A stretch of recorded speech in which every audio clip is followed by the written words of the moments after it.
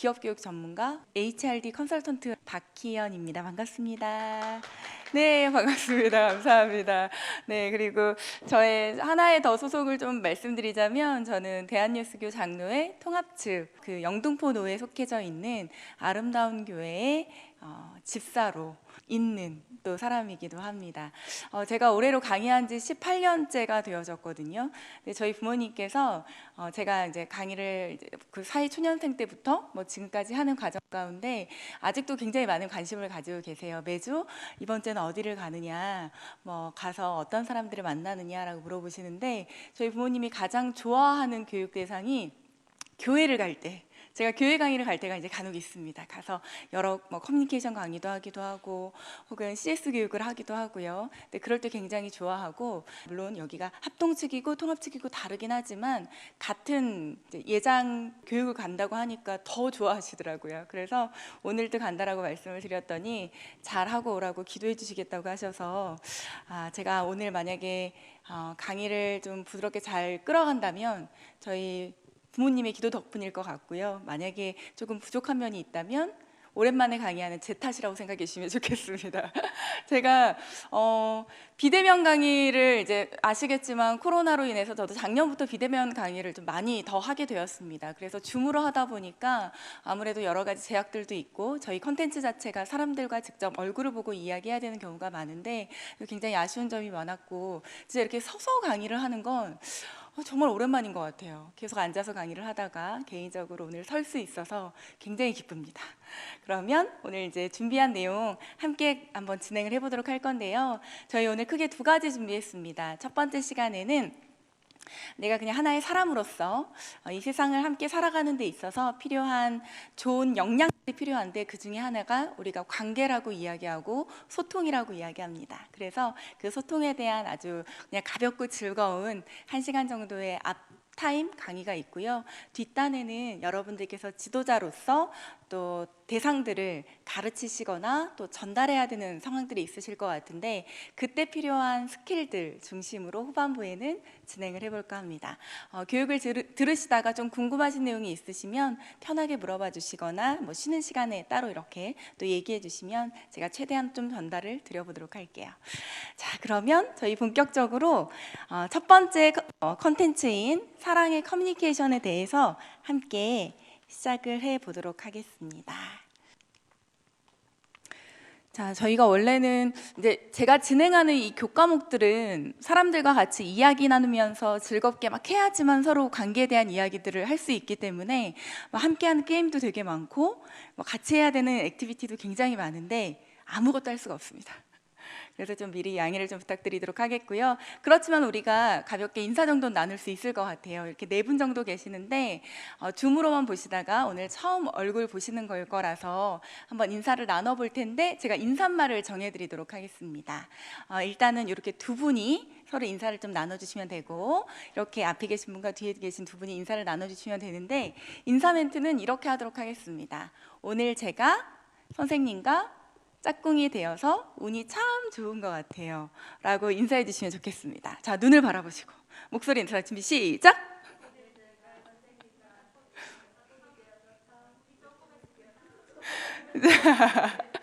네, 초신자들이 교회에 오면 가장 힘들어하는 그 순간들 탑3 중에 하나가 뭔지 아세요? 그렇죠. 옆에 있는 사람과 한번 지난 한 주간 잘 지내셨습니까? 한번 인사 나눠보라는 순간이고요. 두 번째가 맞이하기 위해서 오늘 자리에서 일어나라고 하는 순간. 자리에서 일어나서 오늘 새로 오신 분을 위해서 한번 얼굴을 보겠습니다. 이 두 번째이고요.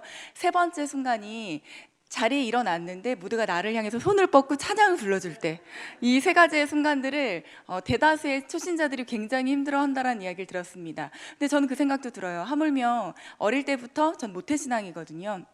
태어날 때부터 교회에서 계속 자라났고 태어났던 제가 저도 아직까지도 그 모든 순간들을 굉장히 어려워하고 있습니다. 누군가와 인사를 나누는 순간, 그리고 누군가와 눈을 마주치는 순간, 그리고 누군가에게 뭔가 축하를 받거나 그 자리에서 어떻게 빛나야 되는 어떤 순간들이 아직도 익숙하지 않은데 그런 것 같아요. 이런 관계 가운데 내가 드러나거나 내가 상대방과 소통해야 되는 순간들을 아주 편하게 여기고 생활하는 사람들은 생각보다 많지 않습니다.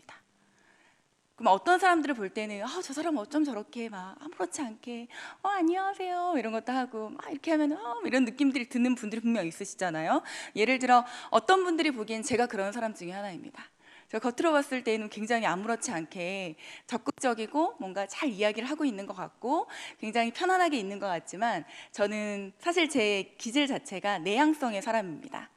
저는 혼자 있는 걸 좋아하고 대화하는 걸 그렇게 좋아하지 않습니다. 그러니까 실제적인 어떤 언어적인 대화들 그리고 새로운 사람들을 만나는 것도 좋아하지 않습니다. 기존의 관계들을 그냥 유지하고 싶은데 더 많은 의미를 두고 있고 내가 편하다고 생각하는 대상들과 내가 하고 싶은 이야기들을 나누는 거에 더 많은 포커스를 맞추고 있는 사람이에요. 그런데 직업적으로 새로운 사람들을 만나야 되는 직업이다 보니까 그리고 그걸 아무렇지 않게 편안하게 유연하게 보여줘야 되는 직업을 가지다 보니까 그 기능을 해내고 있을 뿐입니다. 그러다 보니까 실제적으로 우리가 이제 보통 이 사람은 참 소통을 잘해 라는 그 의미 중에 하나가 표면적으로 보았을 때 사회적으로 굉장히 활달해 보이고 어려워 보이지 않으면 우리가 보통은 소통을 잘한다라고 이야기한다는 거. 지금 이제 두 번째는 굳이 활달하지 않아도 많은 사람들과 굉장히 유기적이고 건강한 관계의 소통을 하고 있는 사람들 이 있는데 이 후자보다는 아직은 전자에 더 많은 소통의 기준을 두고 있습니다. 근데 이 부분이 이제 옳다 그르다를 말씀드리고 싶은 건 아니고요. 그것이 때론 필요하다라는 거죠. 그래서 사회적으로 두고 보았을 때 이렇게 겉으로 드러나는 어떠한 소통 능력을 갖춘 사람들은 대다수가 그냥 타고났다라기보다는 사실은 아주 많은 경우 훈련되어지고 있고 노력하고 있는 상태다라는 것도 같이 기억해 주시면 좋겠어요. 그 안에서 그 모든 과정들을 굉장히 편안하게 수행하고 있는 사람은 30%가 되지 않는다고 합니다. 그러니까 잘하고 있는 사람들 중에. 그래서 나는 아예 성격부터 바꿔야 될까? 왜 나는 계속 부끄럽지? 라는 생각은 갖지 않으셔도 됩니다. 왜냐하면 많은 사람들이 그렇거든요.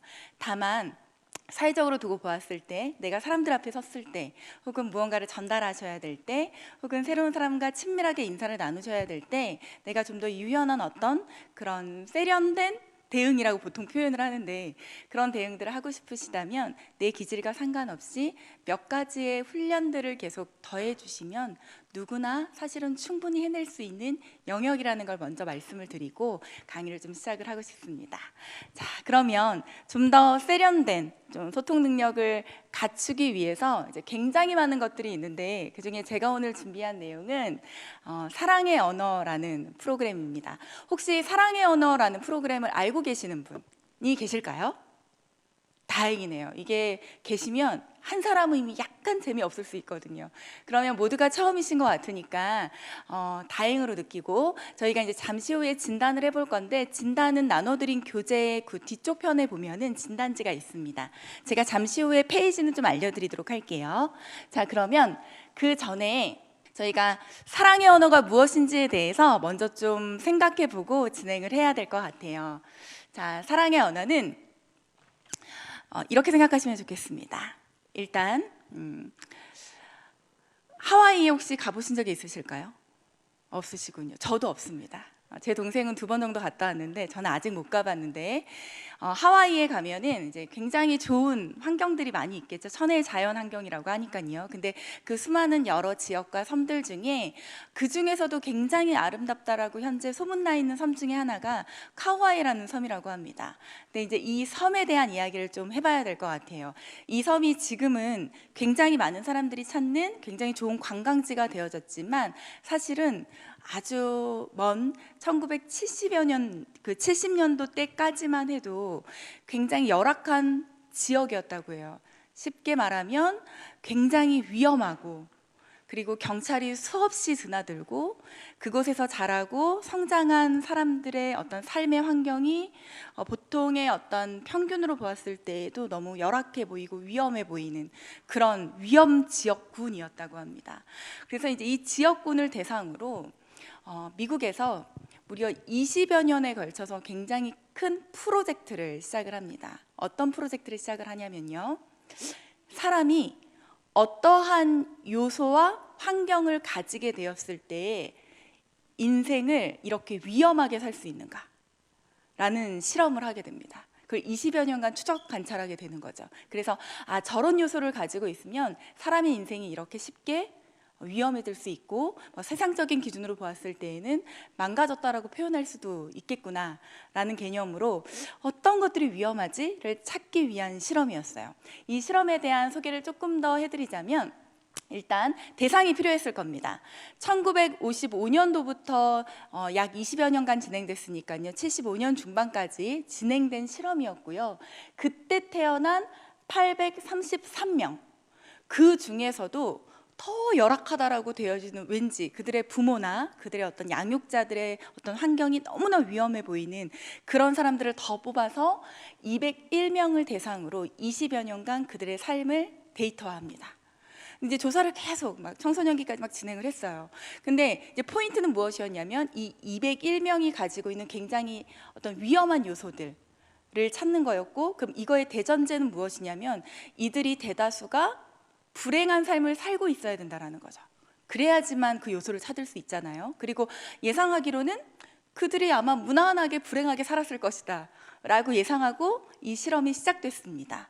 그런데 이 고위험군의 그 201명의 사람들이 청소년기 때쯤 되었을 때 다시 한번 추적 조사를 해보니까, 물론 해마다 계속 했지만 해보니까 조금 이상한 결과가 나오는 거예요.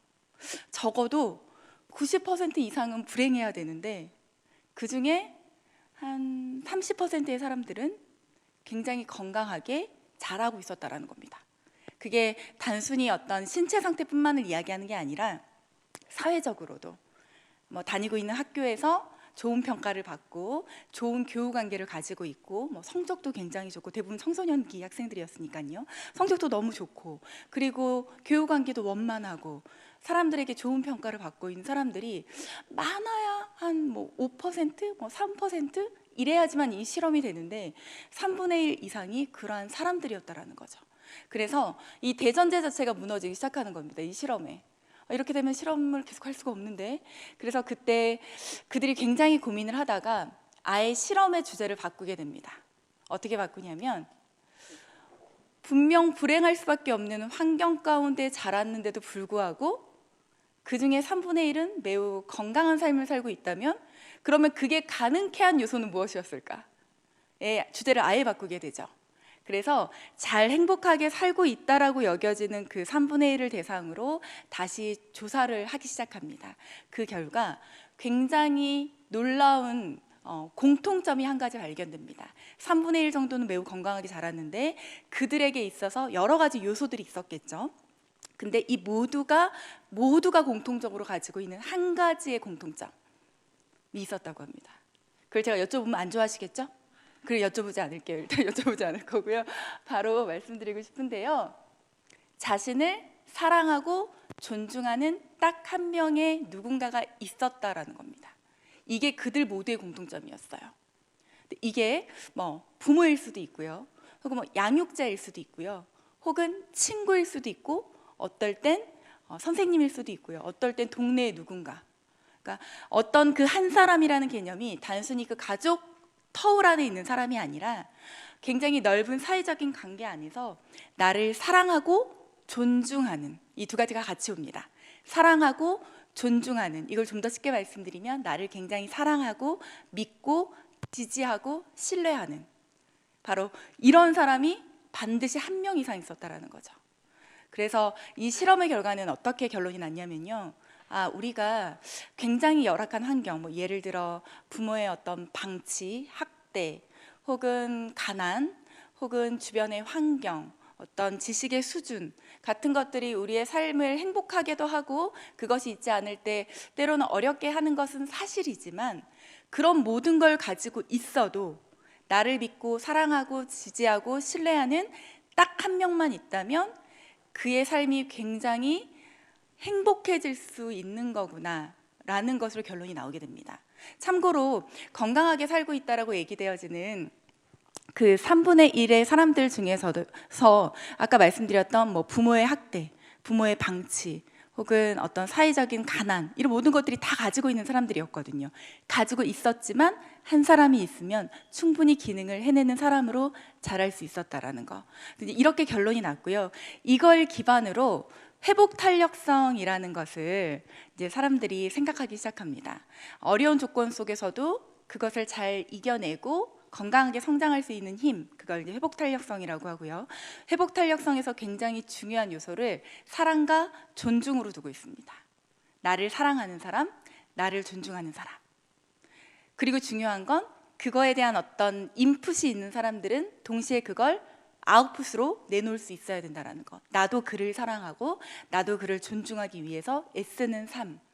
이걸 이제 이 실험 모든 과정 가운데 굉장히 중요한 관계의 핵심 요소로 이야기하고 있어요. 그래서 여러분들이 관련된 다양한 커뮤니케이션 강의를 들으시면 굉장히 다양한 이야기를 하고 있는 것 같지만 그걸 그냥 굉장히 심플하게 줄여보면 결국은 한 문장입니다. 좋은 관계란, 좋은 소통이란 나를 사랑하고 내가 사랑할 수 있고 내가 존중하고 그도 나를 존중하는 관계라는 이 두 가지의 요소를 갖추기 위해서 노력하는 모든 시간들이 우리가 소통을 위해서 노력하는 시간이다라고 얘기한다라는 거죠. 자, 그러면 우리가 보통은 많이들 하고 있는 실수 중에 한 가지가 무엇이냐면요, 일단 사랑은 생각보다 하기 쉽습니다. 사랑은요. 예를 들어 가족 같은 경우는 굳이 노력하지 않아도 많은 경우 대부분은 그냥 사랑하게 되어져 있잖아요. 물론 가족이라고 해서 무조건 다 사랑할 수 있는 건 아니지만요. 보통은 그냥 자연스럽게 생겨나기도 하고요. 사회적인 관계 안에서도 나랑 마음이 맞는 사람을 만나면 좋은 애정을 가지고 좋아하게 되어집니다. 이건 사실 그리 어렵지 않아요. 근데 이제 굉장히 어려운 건 무엇이냐면 존중의 태도라는 거죠. 이걸 하기는 굉장히 쉽지 않습니다. 부모가 자녀를 사랑할 수 있지만 부모가 자녀를 존중하는 경우는 생각보다 그리 쉽게 일어나지 않거든요. 이건 물론 반대의 경우도 마찬가지고요. 그러면 우리가 하나님을 믿는 사람들이다라는 어떤 사회적인 타이틀의 시선 가운데 우리에게 계속 요구되어지는 것 중에 한 가지가 너희들이 기독교인이라면 정말 세상 모두를 사랑해야 되는 거 아니야? 그리고 모두에게 굉장히 좋은 모습을 보여야 되는 거 아니야? 라고 이야기하면 제가 가장 자주 하는 제안의 변명은 그건 예수님만 할 수 있다. 나는 예수님을 닮으려고 노력하는 사람이지 내가 아직 부족한 점이 너무 많다라고 이제 어떤 그런 제 안에 굉장히 구차한 변명들을 하면서 삶을 살고 있지만 중요한 건 우리가 그런 모습들을 갖기 위해서 노력하는 시간들과 태도가 필요하다라는 거죠. 그러기 위해서 이제 많은 사람들이 사실은 어떻게 하면 잘 사랑할 수 있을까? 어떻게 하면 잘 존중할 수 있을까에 대해서 공부하기 시작합니다. 그게 바로 커뮤니케이션 강의에서 하고 있는 모든 내용들입니다. 그래서 오늘은 그런 수없이 많은 과목들 중에서 사랑의 언어라는 프로그램을 가지고 여러분들에게 사랑과 존중에 대해서 좀 이야기를 해보고 싶습니다. 자, 사랑의 언어는요, 일단 사랑의 언어는 이분이 만든 프로그램입니다. 게리 채프먼이라는 사람이고요. 심리학자이자 상담 전문가인데 주로 부부 상담, 가족 상담, 관계 상담을 많이 하고 있는 사람입니다. 근데 이제 이 사람이 여러 커플들을 이제 상담하고 또 가족 관계에 대한 상담을 하다가 놀라운 걸 한 가지 발견하게 됩니다. 예를 들어 보통 우리가 관계가 나쁠 땐 물론 그걸 이제 노력하는 과정이니까 상담도 받았겠죠. 근데 보통 사이가 나쁘면 사랑의 마음이 거의 없어져서 서로 갈등이 막 일어나고 싸우는 경우가 사실은 많아요. 예전엔 사랑했다 할지라도 현재는 사랑하지 않아서 혹은 그 사랑의 마음이 좀 잊혀져서 라는 경우가 보통 우리가 생각하는 경우인데 그가 상담을 하다 보니까 이 둘이 여전히 서로를 사랑하는데도 불구하고 굉장히 심각한 관계에 놓여진 사람들이 많다라는 걸 발견하게 됩니다. 이상하다. 사랑하면 사이가 좋아야 되는 거 아닌가? 근데 왜 분명 서로 상담을 각각 해보니 둘이 서로를 사랑하고 같이 있고 싶어하는 마음은 분명한데 매일 싸우고 있는 거예요. 그래서 왜 이런 것들이 생겨날까를 계속 고민을 하면서 그가 상담을 하다가 사람마다 자기의 사랑을 표현하는 방식이 다 다르구나라는 걸 찾아내게 됩니다. 그리고 그 방식을 그는 사랑의 언어라고 표현하기 시작했고요. 그 언어를 크게 사람들이 5가지를 가지고 있다는 것도 찾아내게 됩니다. 그래서 보통 사람들은 이 5가지의 언어로 자기의 사랑을 표현한다는 거죠. 근데 사람들마다 이 5가지를 골고루 섞어서 표현하는 사람들도 아주 소수 있지만 대다수의 사람들은 이 5가지의 언어 중에 보통 한두 가지의 언어를 높게 가지고 있어서 그걸로 본인의 사랑을 이야기한다라는 것까지 알게 되죠.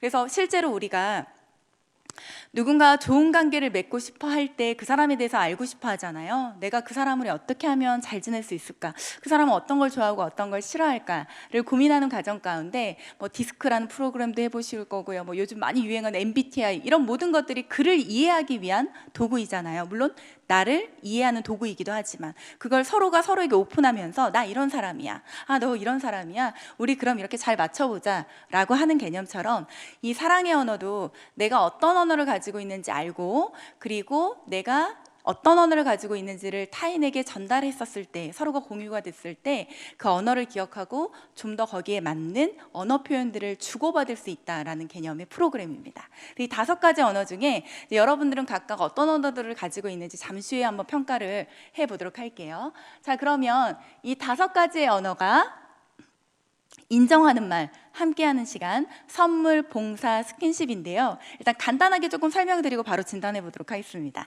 일단 첫 번째 이야기하고 있는 인정하는 말은 이 사람이 뭐 옳다 그르다를 이야기하는 것이 아니라 그냥 내가 하는 말에 대해서 잘 지지해주고 호응해주고 그리고 받아주고 때로는 나에 대해서 칭찬해주는 것에 가장 큰 의미를 둔 사람들이 보통 인정하는 말을 사랑의 언어로 가지고 있습니다. 그리고 이제 두 번째 함께하는 시간은 둘이 무엇을 하는지는 그리 중요하지 않아요. 물론 무엇을 하는지도 때로는 중요하겠지만 그보다 더 중요한 건 그냥 내가 이 사람과 함께 시간을 보내는 것 자체의 의미를 둔 사람들이 있고요. 세 번째는 선물이라고 하는데 크고 작은 마음의 물질적인 다양한 형태의 무언가를 주고받는 행위에 의미를 두는 사람들이 있습니다. 선물. 그리고 봉사는 이 사람이 나를 위해서 무언가를 애써줄 때 시간과 혹은 재능과 혹은 그가 가지고 있는 어떠한 그 것들을 나에게 기꺼이 좀 시간을 내주면서 혹은 뭐 재정적으로 나에게 뭔가 도움을 주는 것을 봉사라고 이야기하고요. 이거에 의미를 두고 있는 사람들도 있고요. 마지막으로 스킨십은요, 단순히 우리가 성적인 어떠한 그 관계를 말씀드리는 것이 아니라 아주 작게는 그냥 어깨를 토닥여 주는 거, 뭐 머리를 이렇게 쓰다듬어 주는 거, 혹은 악수를 하고 손을 맞잡는 것, 이런 모든 행위들까지도 포함해서 누군가가 나에게 신체적으로 따뜻함을 줄 수 있었을 때 사랑한다, 사랑받는다 라고 느끼는 사람들이라는 거죠. 이 5가지를 우리 대다수는 골고루 가지고 있지만 가장 많이 가지고 있는 첫 번째와 보통 두 번째 것까지를 의미 있는 본인의 언어로 생각하시면 될 것 같아요. 자, 그러면 저희 한 2장 정도 한번 넘겨보실까요? 교재상에서는 네, 2장 정도, 그렇죠. 넘기시면 사랑의 언어 진단지가 있습니다. 진단지는 1번부터 이제 진행이 되는데 1번에 각 문항마다 2개의 선택지가 있습니다. 둘 중에 하나만 선택하시면 돼요. 그러니까 이 둘 다 나한테 해당이 안 된다. 그래도 그냥 둘 중에 하나, 그나마 더 나에게 가까운 것을 택하시면 되고요. 그냥 직관적으로 체크해 주시면 되겠습니다. 자, 그러면 진단 쭉 해주시고 A, B, C, D의 개수까지 세워주시면 되겠습니다.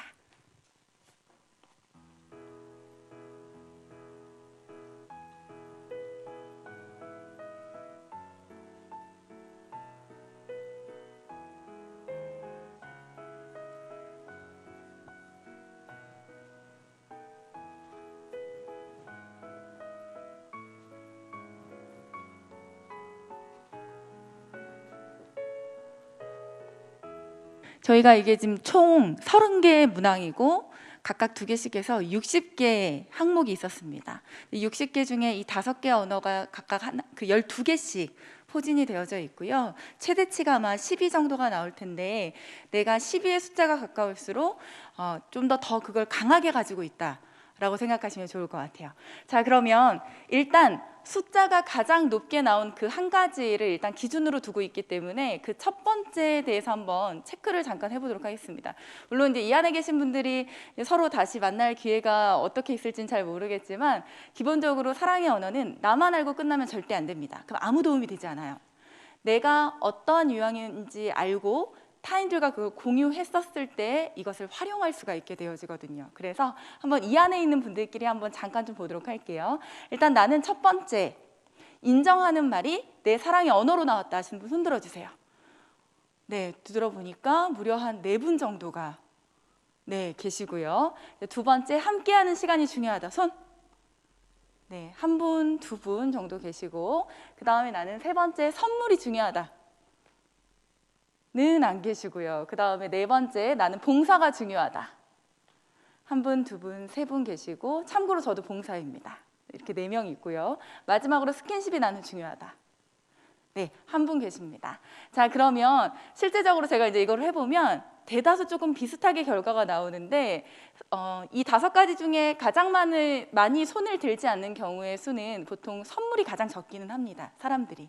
특히 이게 이제 국가마다 약간의 차이는 있지만 우리나라에서는 인정하는 말에 대한 선호도가 굉장히 높고요. 이제 상대적으로 선물에 대한 선호도는 생각보다 이제 낮다라는 결과들이 주로 나오고, 또 이제 두 번째 특징은 무엇이냐면 스킨십에 대해서 손을 들 때 많은 분들이 얼굴이 빨개지시더라고요. 왠지 모르겠습니다. 왜냐하면 이건 기본적으로 제가 아까 말씀드렸다시피 단순히 어떤 성적인 관계에 대한 부분들을 이야기하는 것이 아니고, 내가 어떤 위로를 받고 사랑을 받는다라고 느끼는 순간들의 어떤 형태가 따뜻한 체온을 서로 맞닿는 것에 의미를 두고 있다는 개념으로 보시면 될 것 같아요. 그래서 실제적으로 이 5가지의 모든 언어가 다 필요한 대상들이 있습니다. 저는 개인적으로 두 개의 대상이 있다고 보는데요. 첫 번째 대상은 자라나는 어린아이들. 그러니 이 5가지가 다 필요합니다. 분명 여러분들도 나는 선물이 안 중요해. 하지만 어릴 때 우리가 한번 선물에 대한 의미를 생각해 보면 굉장히 많이 바랬던 시절들이 분명 있었을 거고요. 그리고 제가 생각했을 때는 양들이 아닐까 싶습니다. 특히 초신자들에게 있어서 물론 그것이 때로는 부담스럽다라고 이야기하는 분들도 있기는 하지만 대다수의 초신자들이 이 5가지를 본인의 성향과 상관없이 받았을 때에 때로는 약간 낯설고 어색하긴 하지만 고맙고 위로가 된다라고 이야기하는 경우들이 있는 것 같아요. 자, 근데 이제 보통은 이제 이 2가지의 특별 대상을 제외하고는 대다수가 한두 가지의 특정 언어를 가지고 있다라는 겁니다. 자, 그럼 이제 여기에서 우리가 생각해야 될 것들이 있습니다. 사랑의 언어. 자, 사랑의 언어가 왜 필요한지에 대해서 제가 좀 저희 부모님 이야기를 해드리도록 할게요. 저희 부모님은 저희 아버지께서 목사님이시거든요. 그리고 신학교에서 두 분이 만나셨습니다. 저희 아빠는 목회자의 길을 걷고자 생각해서 신학교를 장신대를 가셨고, 저희 엄마는 엄마의 꿈은 이렇게 뭔가 돈 많은 집사로서, 권사로서 교회 헌신할 수 있는 그런 어떤 꿈을 가지고 신학교에 이제 가셨어요. 그래서 저희 엄마의 계획은 난 절대 목사님이 될 사람과는 결혼하지 않겠다. 거기에 사람들밖에 없지만 난 여기에 어떤 신앙적인 내 믿음으로 왔지 내가 여기서 누구를 만나지 않겠다라고 이제 굉장히 굳은 마음을 가지고 이제 생활을 하셨는데, 저희 엄마가 좀 많이 미인이셔가지고 학교에서 굉장히 유명하셨다라고 하더라고요. 저 사진을 보면 저희 엄마가 굉장히 예쁘세요. 그 아가씨 때만 이렇게 보면.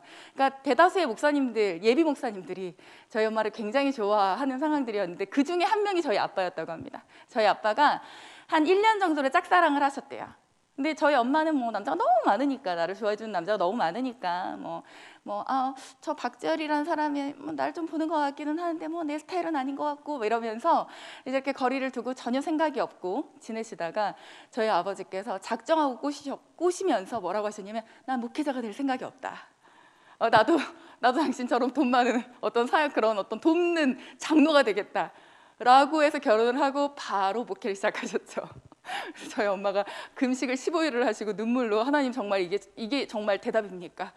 정말로 이게 답입니까? 했는데 두 분이 15일 금식을 하셨는데 결론은 그 15일 금식이 끝나던 날 임지가 정해진 거예요. 전화가 와서 전도사님 어디에 이제 저희 교회로 와주십시오. 그래서 이게 하나님의 뜻이구나 해서 이제 저희 엄마의 그 고난의 시간들이 시작되어지게 됩니다. 근데 이제 그런 두 분이신데, 이제 그렇게 저희 아빠가 너무 좋아해서 결혼을 하시다 보니까 지금도 영등포 노회나 이런 데서 저희 두 분은 굉장히 인고 부부로 막 소문이 나 있고, 저희 아빠가 사랑꾼으로 소문이 나 있어요. 근데 제가 보기에도 저희 아빠는 굉장히 사랑꾼이거든요. 저희 엄마를 아직도 영숙 씨라고 부르고요. 이렇게 난 당신이 제일 좋아, 이걸 40년 넘게 하고 계시거든요. 근데 제가 우리 아빠가 이렇게 우리 엄마를 좋아하고 이렇게 사랑을 많이 주는데, 제가 어릴 때 자라면서 봐온 저희 엄마의 반응은 그저 그랬어요. 엄마는 그렇게 좋아하시지 않더라고요. 떼떼미지근하고 됐어, 약간 이런 반응이시고, 그래서 아빠가 목회를 시작하셔가지고 그냥 삶이 그렇게 되니까 고단하셔서 그러신가? 라는 생각도 해봤는데, 제가 더 커서 이제 이런 사회생활을 하고 사회생활 가운데 커뮤니케이션에 대한 이제 일들을 저는 시작했으니까요. 여러 가지 공부를 하다 보니까 아, 우리 엄마와 아빠의 언어가 완전히 다른 사람이었구나를 저도 알게 됐습니다. 보니까 너무 달라요. 저희 엄마는 진단해 보지 않아도 저희 엄마의 언어는 딱 그냥 기본적으로 봉사입니다. 첫 번째가 봉사. 봉사를 굉장히 중요하게 생각하세요. 두 번째가 선물입니다. 이 두 가지 말고는 나머지 세 개는 저희 엄마에게 크게 의미가 없습니다. 근데 저희 아빠는 그냥 누가 딱 봐도 언어가 인정하는 말이에요. 그리고 두 번째가 스킨십입니다. 이 두 사람이 전혀 언어가 닿지 않는 거죠. 예를 들어 뭐 서로 좋아하는 1, 2번 중에 한 개 정도는 같고 뭐 두 번째 거 정도는 약간 다른 정도, 혹은 뭐 서로 좋아하는 게 뭐 중간쯤, 뭐 이러면 약간 밸런스가 맞을 텐데 저희 아빠에게 있어서 개수가 0인 게 있거든요. 이 항목을 체크해 보면 0으로 나오는 항목이 있습니다. 선물. 저희 아빠에게 선물은 거의 존재하지 않고요. 그 다음 거의 찾아보기 힘든 게 봉사인데 저희 엄마는 봉사와 선물이 너무 중요한 사람이고, 반대로 저희 엄마에게 있어서 인정하는 말과 스킨십은 찾아볼 수가 없습니다. 그러니 너무 맞지 않는 사랑의 표현이라고 저희 엄마는 느끼셨던 거죠. 예를 들어 제가 아직도 기억나는 장면이 있는데, 제가 그날 엄청 웃었는데 그 모습을 보고 저희 엄마가 이제 식사를 다 끝내고 나서 설거지를 하고 계셨어요. 막 이렇게. 근데 저희 아빠가 이렇게 갑자기 뒤에 가서 백허그를 하시면서, 제가 이거 한 거의 30대 때 일이거든요. 한 10년 전 뭐 그랬을 겁니다. 백허그를 하시면서 아, 우리 영숙 씨는 이렇게 설거지하는 뒷모습도 어쩜 이렇게 예뻐요. 음식이 너무 맛있었어요. 뭐 이러는 거예요. 근데 저희 엄마가 굉장히 짜증나는 어떤 목소리와 얼굴 표정으로 저로 가요. 이러시는 거예요. 왜냐하면 저희 엄마가 그때 원한 건 대신 설거지를 해주는 겁니다. 당신 음식이 너무 맛있었어요. 내가 오늘 설거지 할게. 저희 아빠 손 까딱 안 하시거든요. 입으로만 사랑을 하는 사람이고요. 그게 저희 아빠니까요. 그리고 저희 엄마는 봉사로 굉장히 많은 사랑과 헌신을 표현하지만 말에 굉장히 인색하신 분이에요. 그러니까 그런 애정 표현들도 잘 못 받으시는 겁니다. 말이라도 맞으면 서로 어떻게 주고받을 텐데 됐어요. 뭐 그런 얘기 하지 마. 그럼 저희 아빠는 서운하신 거죠. 내가 이렇게 안아주고 사랑한다고 하는데 저희 엄마는 설거지를 해줘야지 지금. 그게 뭐가 필요해? 라고 이야기하는 거. 실제로 이런 경우에 갈등들이 굉장히 많고요. 그리고 그것이 쌓여지게 됐을 때 사랑받고 존중받는다는 느낌을 가지지 못하는 사람들이 의외로 굉장히 많다고 합니다. 그래서 우리가 서로 언어를 알고 있어야 되는 거예요. 근데 이제 여기서 굉장히 중요한 포인트가 있습니다.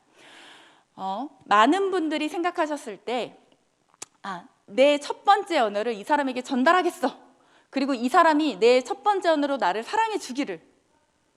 사실 이걸 포커스를 맞추게 되면 또 그것도 굉장히 힘들어집니다. 그게 아니라 저 사람의 언어가 저거니까 내가 저기에 좀 맞춰서 노력을 해보고, 그리고 한 가지 더 기억해야 될 굉장히 중요한 포인트가 있는데, 저 사람이 마지막으로 가장 의미 없다고 생각하는 마지막 언어도 기억하실 필요가 있습니다. 그래서 그 언어가 실제적으로는 그 언어를 의미 없다고 느끼는 대다수의 사람들은 그거에 별 감흥이 없거나 혹은 별로 좋아하지 않거나 혹은 어떨 땐 싫어한다라고 여겨지기까지도 하거든요. 그러니까 저 사람이 저걸 거의 의미 없다라고 느끼니까 내가 그걸 기억해야 되겠다라고 되어지는 경우. 저는 봉사가 첫 번째 언어이고요. 두 번째가 스킨십입니다. 저희 엄마와 아빠를 반반씩 쏙쏙 빼닮았어요. 그래서 제가 엄마와 함께 있을 때 이렇게 막 도와드리고 막 이러는 거, 이런 것들은 그렇게 생각보다 어렵지 않게 하는 편입니다. 저희 아빠에 비해서. 저희 아빠는 정말 손을 까딱을 안 하시니까요. 근데 어떤 언어적인 표현들이나 어떤 이런 그 따뜻한 이런 사랑의 언어들은 전 여전히 굉장히 닭살스러워하는 편이고요. 하지만 제가 어떠한 그 따뜻한 이렇게 허그나 뭐 이런 것들에 대한 부분도 굉장히 잘하는 사람이기도 하거든요. 이 두 가지가 이제 저의 언어인데, 중요한 건 제가 가지고 있지 않는 언어가, 저는 선물을 0으로 가지고 있습니다. 이건 또 저희 아빠를 닮았어요. 제가 선물에 대한 이야기를 좀 해보고 싶습니다. 제가 직장 생활을 하면서 만났던 굉장히 좋은 동료들이 많이 있는데, 그중에 저의 후배 강사 한 명이 있었습니다. 그녀와 굉장히 좋은 직장 생활을 함께 했었고, 그리고 그녀가 굉장히 저에게 이렇게 마음을 열고 저와 좀 가까워지기를 원하는 시간들이 있었어요. 처음에 한 3, 4년 정도. 근데 아까 초반에 제가 말씀드렸는데 저는 굉장히 내향적인 사람이라서 새로운 관계를 맺는 것에 그리 적극적이지 않습니다. 그리고 심지어 별로 좋아하지도 않아요. 그냥 내가 마음을 주는 사람들과 오랫동안 함께 점차 범위를 넓혀가는 것에 더 의미를 두고 있거든요. 그래서 그녀가 이제 저에게 이렇게 다가오고 저에게 마음을 쓰고 노력을 했었던 시간들의 3년들을 보면서 제가 뭐 이렇게 막 이건 아니지만 이 사람이 계속 나에게 마음을 주고 있고, 그리고 나도 좀 이렇게 마음을 가서 어느 순간에는 좀 관계가 이제 굉장히 가까워진 관계가 됐어요. 그리고 개인적인 이야기들을 막 나누게 됐습니다. 근데 그때 당시에 그녀가 굉장히 경제적으로 어려운 환경이었어요. 결혼을 했는데 남편이 어떤 경제적인 능력들을 상실하게 되면서 그녀가 굉장히 깊은 어려움에 빠지게 되어졌죠. 그녀는 부모님이 아무도 안 계시는 홀로 자란 사람이었거든요. 그래서 정말 어디에 누군가의 도움을 구할 수도 없고, 어떤 그런 굉장히 극심한 경제적인 빈곤 가운데 심지어 이제 아이가 태어나고, 그래서 이제 그녀가 일을 해야지만 뭔가 가정이 이끌어 가는데 아이를 봐줄 사람이 없고, 뭐 어떤 이런 악순환 가운데 굉장히 어려운 시간들을 이제 저와 함께 보냈습니다. 그리고 그것들을 저는 주로 들어주거나 괜찮다라고 이야기하는 사람이었고요. 근데 이제 그녀가 계속 이제 그렇게 일을 해오다가 점차 프리랜서로 자리를 잘 잡아가면서 수입이 굉장히 이제 점점 좀 좋아지게 되어졌어요. 좋아지게 되어지니까 그녀의 첫 번째 언어가 선물이었거든요. 저를 만날 때마다 크고 작은 선물들을 늘 들고 오는 겁니다. 근데 저는 그녀의 이제 가정 환경을 알잖아요. 그러니까 그 선물을 기쁘게 받을 수가 없는 거예요. 이건 제 기준입니다. 제 기준. 제가 맞았다는 게 아니라, 뭐 변명을 하는 게 아니라 그때 제 생각은 그랬다는 거죠. 그리고 더 중요한 건 저는 선물에 큰 의미를 두지 않거든요. 사실 어떨 땐 잘 기억하지 못할 때도 있습니다. 이거 누가 줬더라? 그리고 이 말인즉슨 저도 누군가의 선물을 거의 챙기지 못해요. 거의 챙기지 못하고 그냥 미리 얘기해줘. 그럼 내가 원하는 걸 사줄게. 약간 이런 스타일. 미리 준비해서 짠, 편지와 함께, 이런 어떤 정성이 저에게 없습니다. 돈으로 주면 안 될까? 뭐 이런 어떤 이런 느낌. 그러니까 얼마나 그 낭만과 배려가 선물이 중요한 사람들에게는 없겠어요. 근데 이제 그녀가 선물을 줄 때마다 원래도 의미가 없고 내가 기억도 못 하는데 그녀가 만날 때마다 선물을 계속 사오는 것이 저는 마음이 쓰이더라고요. 그래서 한 7년에 걸쳐서 계속 이야기했습니다. 좋아하지 않는다. 이거 정말 없어도 나는, 나에게 안 해줘도 나는 이미 충분히 너를 마음에 이미 들였고 우리는 충분히 건강하게 계속 할 수 있다. 그러니 정말 강사님 이거 진짜 사지 마세요. 진짜 저 진짜 필요 없어요. 이걸 이제 계속 얘기를 했죠. 그래도 그녀가 선물을 멈추지 않더라고요. 물론 규모나 횟수는 조금씩 줄어들었지만, 왜냐하면 제가 계속 아니라고 하니까. 하지만 근본적으로 계속 그것이 줄어들진 않았습니다. 왜냐하면 그건 그녀의 언어니까요. 나는 이 사람에 대해서 계속 사랑하는 마음을 나는 쓰고 싶고, 나에게 가장 그 방법이 선물인데 나는 이거 아니면 다른 걸로 사랑을 표현하는 것이 흡족하지가 않은데, 나는 그래서 박형 강사를 너무 좋아하는데 그녀가 선물이 싫다고는 얘기하지만 그래도 나는 이게 너무 중요하니까. 그렇지만 그녀가 너무 이렇게 뭐 의미 없다고 하니까 그러면 횟수나 규모는 좀 줄여도 주는 것 자체는 멈출 수 없어 라는 거였던 거죠. 그리고 저는 또 저의 방식으로 그녀에게 봉사하면서 여러 가지 부분들로 이렇게 시간들을 함께 해왔습니다. 그러다가 시간이 좀 더 지나서 그 부분을 가지고 또 그녀가 크게 마음이 상한 경우가 있었어요. 또 선물을 또 주는 거예요. 하지마, 그만해. 이거 안 해도 정말 충분해. 왜 또 이렇게 해? 안 해, 하지마. 이랬어요. 그랬더니 그래도 강사님이 이거 그냥 하고 싶어요 이러는 거예요. 그래서 내가 진짜 하지 마 강사님. 그래서 제가 처음으로 사실 그렇게 부담스럽지 않는데 좀 강하게 얘기한다고 부담스러워라고 표현을 했어요. 근데 그냥 상처를 받았습니다. 그리고 굉장히 속상해 하더라고요. 그게 이제 저의 20대 후반의 일들입니다. 그래서 30대 초반의 일들이었고요. 이제 한 20대부터 알았던 동료니까요. 제가 좀 더 시간이 지나서 그 상황들을 생각할 때마다 내가 무엇이 부족했는지 알게 되겠더라고요. 분명 사랑의 언어라는 거는 그 사람이 가장 중요하다고 생각하는 것에 대해서 내 것이 아니라 할지라도 내가 가장 같이 발맞출 수 있는 노력과 마음이거든요. 그러면 내가 선물이 내 게 아니야, 그러니까 하지 마라고 물론 전달할 필요는 있지만, 선물이 중요한 사람에게 있어서 내가 해줄 수 있는 더 좋은 반응은 하지 마가 아니라 너무너무 고마워, 이것 때문에 내가 굉장히 잘 유용하게 썼어, 아니면 너무 의미가 있어서 행복했어, 잠을 굉장히 즐겁게 향기 맡으면서 잘 수 있었어 라는 그 선물에 대한 내 반응을 이야기하는 것이 그녀를 훨씬 더 행복하게 했을 것이라는 거죠. 그래서 무엇이 부족했는가를 생각해 보니 그 사람이 중요하다는 것에 대해서 같이 발맞출 수 있는 사람이 아니었던 겁니다. 그 사건을 계기로, 그냥 많이 속상해한 그 사건을 계기로 그 다음부터 이제 제가 훈련을 좀 바꿨어요. 저에게는 훈련이 필요하니까요. 선물은 제 게 아니니까. 그래서 선물을 하려는 아주 의도적인 행위들을 시작했습니다. 내가 딱 주변에 보니 선물이 의미 있다고 생각하는 몇 명의 사람들만 체크를 했어요. 그 외 사람들은 중요하지 않다고 느껴서 서로 아무 생각이 없거든요. 그러니까 딱 체크를 한 다음에 이 사람들의 생일만큼은 내가 반드시 무슨 일이 어떤 일이 있어도 반드시 챙겨주자. 저는 심지어 만나는 남자친구의 생일도 중요하게 생각하지 않고 제 생일도 중요하게 생각하지 않거든요. 선물을 안 줘도 별로 아무 생각이 없어요. 아, 됐어, 그냥 하지 마. 그냥 밥 먹자, 우리 그냥. 얼마나 제가 그거 관심 없는지 아시겠죠? 그런데 그런 제가 그런 사람들의 리스트를 뽑아서 제 다이어리에 매년 체크를 해놓습니다. 그러면 올해는 이 사람 걸 위해서 뭘 선물을 사지를 아주 힘들게 준비하고 있어요. 제가 말씀을 드리는 건 우리의 언어가 아닌 것들을 하려고 노력하는 과정들이 쉽지 않다는 말씀을 드리는 거예요. 근데 중요한 건 하고 있는 과정에 그 사람에게 있어서만큼 필요하다 느낀다면 하는 것이라는 거죠. 마찬가지로 나에게 가장 부족한 것이지만 상대방에게 중요한 언어, 내가 인정하는 말이 굉장히 약한데 저 사람이 인정하는 말이 너무 중요한 사람이다. 그러면 내가 인정하는 말을 굉장히 의미 있게 생각하는 사람들만큼 하지는 못하겠지만 한 10개 중에 내가 하나 정도만 한번 해볼까? 라는 그 시도, 그 행위 자체에 이 언어를 아는 것이 의미가 있다라는 거. 그래서 저희 아빠와 엄마에게 저희 온 가족은 이런 진단 같은 것들 제가 이제 새로 알게 되면 늘 같이 하거든요. 진단을 했습니다. 이미 딱 보였지만 결과가 정말 예상대로 그대로 나오더라고요. 그래서 저희 아빠의 반응이 당신이 선물을 좋아했어? 뭐 이러는 거예요. 그러더니 엄마가 내가 그동안 몇 번을 얘기했냐. 근데 더 놀라운 건 저희 아빠가 저희 엄마를 그렇게 사랑하시는데 선물하신 적이 없으시거든요. 생일 선물을 제대로 챙기신 적이 단 한 번도 없어요.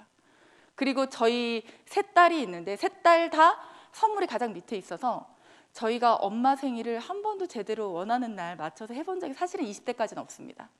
엄마가 너무 서운해 하시는 거예요. 근데 우리는 아무도 안 서운한데 왜 엄마만 서운해하지? 엄마 이상한 것 같아 라고 저희 어릴 때 생각하다가 우리에게는 없는 요소가 엄마에겐 있었으니 그게 엄마는 너무 중요했었구나. 그래서 지금은 이제 엄마 생일이 딱 되어지면 다른 사람 생일은 저희 아빠 생일도 별로 중요하게 생각하지 않습니다.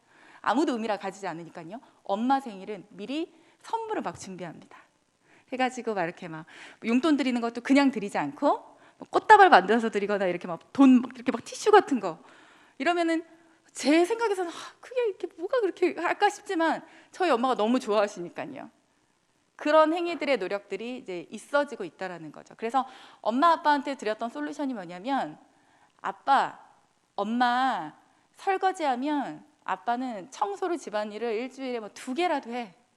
저희 아빠가 설거지는 못하겠다 그러더라고요. 그건 내가 너무 어려울 것 같은데. 그러면 그럼 아빠 할 수 있는 게 뭐야? 그랬더니 그럼 내가 이 미는 거랑 닦는 건 진짜 잘할 수 있다. 그래서 그걸 저희 아빠가 계속 하시고요. 그리고 두 번째로 다른 생일 뭐 꽃다발 이런 거 아무것도 바라지 않고 엄마 생일 때 그 선물 하나만 준비해. 이 두 가지가 저희 아빠에게 드린 솔루션이고요. 저희 엄마에게는 어떤 솔루션을 드렸냐면 저희 엄마가 인정하는 말이 없잖아요. 저희 아빠는 인정하는 말이 너무 중요한데 그런데 엄마가 그걸 너무 못하시니까 엄마 보고 아빠한테 막 사랑을 표현해 라고 하는 건 저희 엄마한테 너무 어려운 일입니다. 그래서 제가 드렸던 솔루션은 아빠가 그런 표현을 하면 됐어 이러지 말고 그냥 듣고 있어. 뭐라고 하지 말고 그냥 들어. 같이 못 해주겠으면 그냥 듣기만 해. 듣는 것만으로도 아빠는 이미 충분히 만족스러울 수 있으니까 거절당하지 않았으니까 거절만 하지 마. 그랬더니 저희 엄마가 바로 뭐라 하셨냐면 저희 아빠는 오케이 말하셨어요. 왜냐면 너무 막 말을 그럼 우리 큰딸이 이런 걸 알려줘서 너무 행복해요 막 또 이래요. 저희 엄마가 몰라 뭐 이런 걸 하라 그래 이렇게 얘기를 하시더라고요. 그래서 엄마 이런 말을 하는 게 아니야. 그냥 해. 그냥 해야 돼. 지금 두 사람이 앞으로 더 행복하게 살려면 그랬더니 저희 아빠는 지금도 행복해요 막 이러고 저희 엄마는 내가 진짜 속이 터진다고 막 이러시고 근데 어떤 이런 과정을 아직도 보내시지만 중요한 건 그러한 서로의 언어들을 알아가면서 맞춰가는 시간들을 보내고 있다는 거. 그러면 여러분들 혹시 이 사랑의 언어의 대상이 나에게 굉장히 소중하고 중요한 사람일 때 뭐 빛을 발하겠지만 하나 더 기억해야 될 대상들이 있습니다.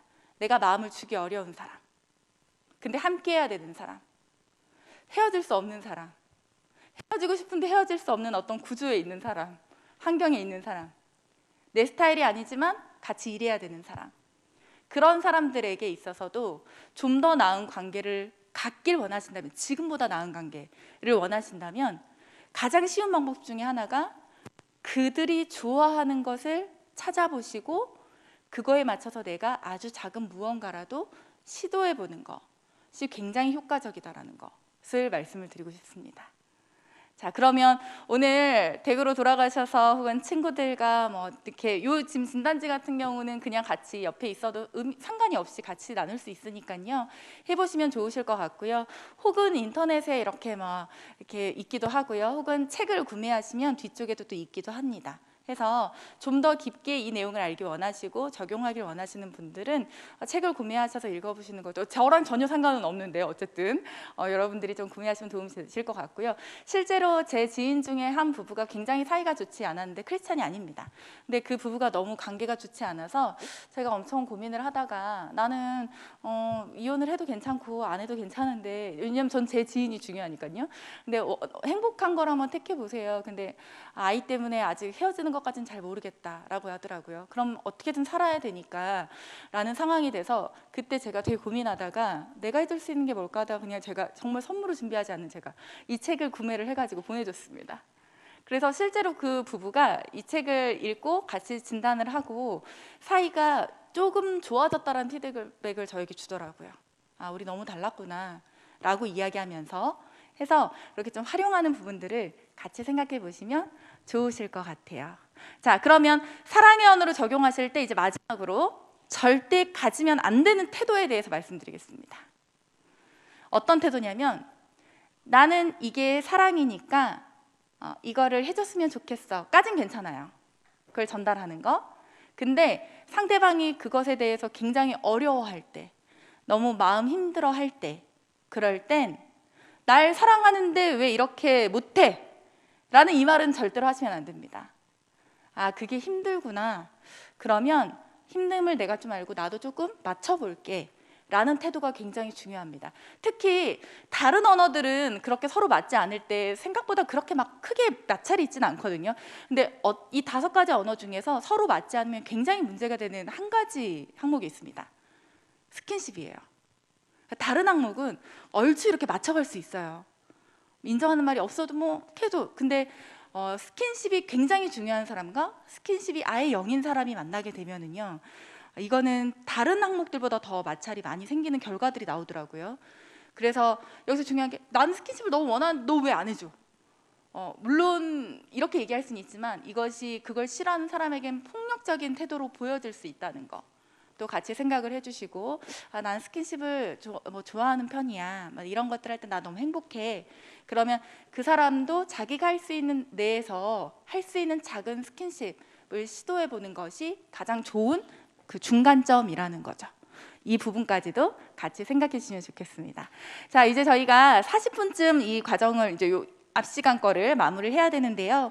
혹시 사랑의 언어 관련돼서 좀 궁금한 내용들이 있으시면 질문 받고, 없으면 저희 쉬는 시간 갖도록 하겠습니다. 혹시 궁금한 게 있으실까요? 네.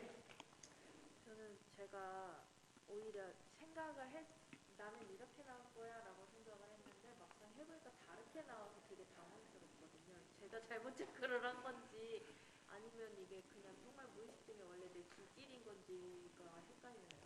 보통은 이거 나온 결과가 거의 맞습니다. 근데 그 부분에 대해 혹시 첫 번째 거가 그러신가요? 아니면 두 번째 거가? 그러니까 저는 제 신랑을 생각을 하면은 뭐 2번이나 4번을 생각을 했는데 오히려 2번보다 1번이 나오니까 네네네. 일단 2가지 버전이 있는데요. 이걸 진단하실 때 그냥 어떤 대상을 생각하지 않고 사회적인 관계 속에서 나의 모습을 기준으로 체크하는 것이 그냥 그게 내추럴 본 내 상태인 거고요. 예외로 어떤 특정 대상을 두고 그 사람만을 기준으로 체크를 했었을 때 나오는 결과가 다른 경우들이 있습니다. 그러면 내가 적어도 나는 원래 이런 사람인데, 원래는 이런 사람이에요. 근데 이 사람하고의 관계에 있어서만큼 나는 이걸 원한다라는 거 실수 있습니다. 그게 특히 부부관계도 굉장히 많이 드러나거든요.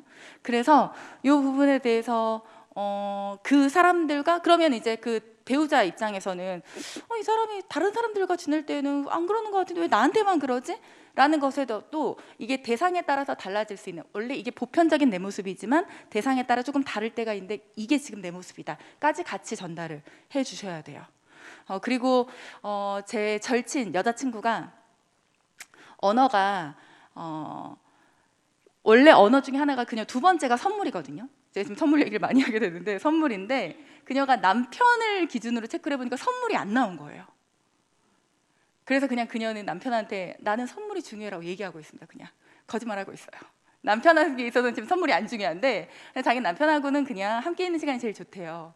근데 원래 걔는 함께 있는 시간이 중요한 애는 아니고 인정하는 말이 중요한 애거든요. 근데 남편에게는 유독 그냥 그게 별로 의미가 없고 같이 있으면 좋다고 그러더라고요. 그런데 그것만으로는 남편이 나중에, 지금은 이제 이 마음이 유지되지만 나도 그렇고 그도 그렇지만 시간이 지나서 뭔가 이제 좀 더 유연해지고 조금 더 느슨해졌을 땐 선물을 받지 않으면 굉장히 화가 날 것 같고 이건 초장의 버릇을 잡아야 된다라고 생각해서 남편한테 나는 언어가 선물이야. 당신과의 관계에서도 내 언어는 선물로 나왔어 라고 얘기해서 아직까지도 그 혁 사장인데 이제 혁 사장님은 그런 줄 알고 계속 선물을 하고 있습니다. 내 친구가 지금은 의미가 없지만 언젠가는 의미가 있게 될 거야 이러면서 계속 받고 있는 상태예요. 이것도 같이 생각해 주시면 될 것 같습니다. 혹시 또 질문이 있으실까요? 네, 좋습니다. 자, 그러면 저 뒤에 있는 시계로 55분까지 쉬었다가 이제 마지막 1시간 또 진행을 하도록 하겠습니다. 박수로 마무리하도록 할게요. 고맙습니다.